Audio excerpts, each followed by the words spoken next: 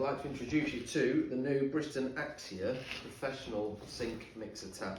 It comes in a sturdy box like all Bristan taps do. Once you open the box, you get the instructions showing you specifications, dynamic working pressures, all tools needed, and a brief description of how to fit it. A bit of packaging, keeping the tap nice and safe for you. Once you open it up, you see the tap comes with two pretty substantial flexes labelled hot and cold, which will both take a 1/2 inch male thread. It's quite a chunky tap, being part of the professional range, and it has a pull-out. Once you've pulled out, there is a button on the side of the nozzle, and you can select the spray, which locates back in there.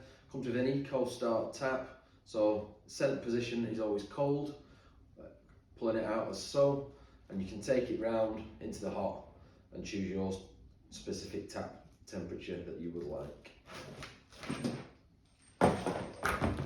Also in the box, still some more packaging, cardboard keeping it all safe, and then the locking rings, washers, keeping it nice and sturdy on the worktop or sink, whatever you choose to fit it on.